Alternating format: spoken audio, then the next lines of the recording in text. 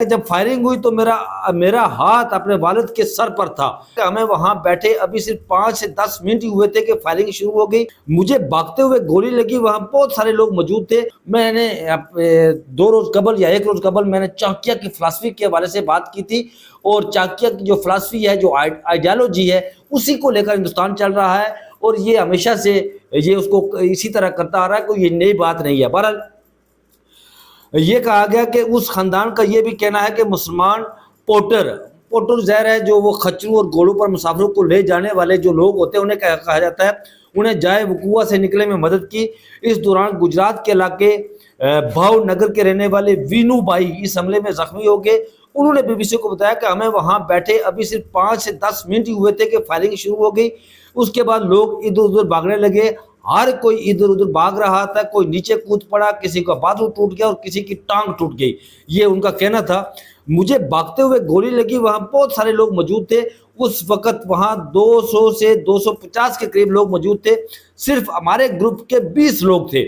اس میں وہ آگے چل کر لکھتا ہے کہ حملے میں دو دوست ان کے مارے بھی گئے. تو وہ کہتا ہے کہ جب فائرنگ ہوئی تو میرا ہاتھ اپنے والد کے سر پر تھا. جس وقت یہ معاملہ ہوا تو وہ کہتا ہے کہ وہ اپنی پوری سٹوری بیان کرتا ہے کہ جس طرح ہوا. لیکن بہرحال وہ یہ کہتا ہے کہ کشمیری مسلمانوں نے ہماری دل کھول کر مدد کی. ہر طرح کی انہوں نے مدد کی. ہمیں فرسٹ ایڈ کی دیا گیا، گاڑیاں انہوں نے دی، گھروں کے دروازے کھول دیے، مساجد کھول دی ان کے لیے اور انہیں پناہ دی. بہرحال یہ وہاں پر ہوا. یہ وہ کشمیریوں کا اصل چہرہ ہے جو دنیا کے سامنے آنا چاہیے. لیکن بدقسمتی یہ ہے کہ ایک طرفہ مودی جو ہے وہ اپنا چہرہ دنیا کو دکھا رہا ہے، اصل چہرہ وہ دکھا رہے ہیں، لیکن اس کا ڈرامہ جو ہے وہ پوری طرح بے نقاب ہوا ہے اور دنیا کے سامنے اس کا ڈرامہ یہ کھلا ہے کہ وہ کس طرح اس سے پہلے بھی وہ اسی طرح کرتا رہا ہے، جس طرح یہ کوئی نئی بات نہیں ہے. تو ناظرین اگلی خبر کی طرف آتے ہیں. جو کہتے ہیں نا کہ میں نوٹ وکھا یا تینوں نوٹ وکھاواں تیرا موڈ بنے. یہ شاید خٹک صاحب ہیں، انہوں نے ٹویٹ کیا ہے. تو ٹویٹ کے بعد میں نے کچھ اپنے ذمہ داران سے وہ خیبر پختونخوا کے ہیں جو میرے ذرائع ہیں، میں نے انہیں کال کر کے پوچھا. تو انہوں نے کہا کہ اس طرح کی کوئی بات ہوئی نہیں، لیکن کچھ نہ کچھ ضرور ہوا ہے جس کی وجہ سے یہ خبر باہر نکلی ہے. بہرحال علی امین گنڈاپور نے جب کوشش کی کہ اس طرح کا کچھ کیا جائے اور بل کو پاس کروایا جائے، لیکن جو ممبران اسمبلی تھے یا پارلیمانی کمیٹی کے لوگ تھے یا جو ساتھی تھے اس کے، انہوں نے کہا کہ یہ قطعاً نہیں ہو سکتا، یہ ناممکن ہے.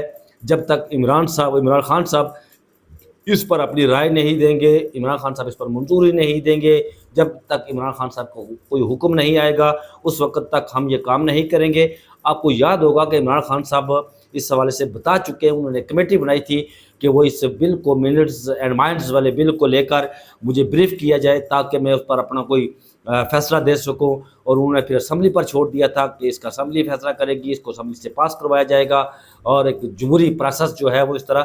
لیکن خیبر پختونخوا کی جو دیگر سیاسی جماعتیں ہیں، جس طرح عوامی نیشنل پارٹی ہے اور دیگر سیاسی جماعتیں ہیں، وہ سراپا احتجاج ہیں. وہ کہہ رہی ہیں کہ ہم صوبائی خود مختاری پر کسی طرح آنچ نہیں آنے دیں گے.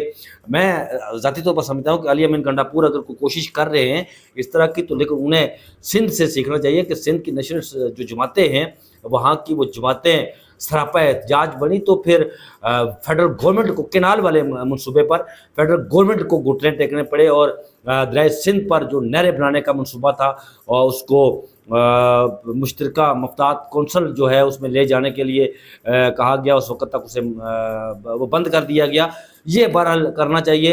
اور یہ جو لوگ کہہ رہے ہیں کہ پیسے لے لو اور اس پر منظوری دے دیں، یہ اصل میں عمران خان صاحب کے ہمدرد نہیں ہیں. یہ وہ لوگ ہیں جو عمران خان صاحب کے ہمدرد بن کر ان کی پیٹھ میں چھرا گھونپ رہے ہیں. اور عمران خان صاحب جیل میں تو ضرور بیٹھے ہوئے ہیں، لیکن وہ ہر چیز کی آگاہی رکھتے ہیں وہاں پر بقول نصرت جاوید کے کہ وہ زیادہ باخبر ہے باہر والے لوگوں سے. نصرت جاوید صاحب کہتے ہیں کہ عمران خان صاحب جیل میں بیٹھ کر جو لوگ باہر بیٹھے ہوتے ہیں، اقتدار میں بیٹھے ہوئے ہیں، ان سے زیادہ وہ باخبر ہے. تو عمران خان صاحب کے پاس پل پل کی خبر ہوتی ہے. یہ نہیں ہے کہ وہ جیل میں بیٹھے ہوئے ہیں، ان کے پاس ہر طرح کی خبر ہوتی ہے. یہ پہلگام والا واقعہ ہوا تو اس کے بعد سے ان کی ملاقات تو خیر کسی کی نہیں ہوئی، ان کا موقف سامنے آ جاتا. لیکن منگل کو ان کے ساتھ ملاقات ہوگی ان کے رفقا کی۔ اسلام آباد ہائی کورٹ کے چیف جسٹس قائم چیف جسٹس نے اس دن حلیمہ خانم کو، سلمان اکبر راجہ صاحب کو یہ یقین دہانی کروا کر بھیجا تھا کہ آپ کی ملاقات منگل کے روز ہو جائے گی، آپ کو کوئی نہیں روکے گا، اس وقت تک آپ چلے جائیں۔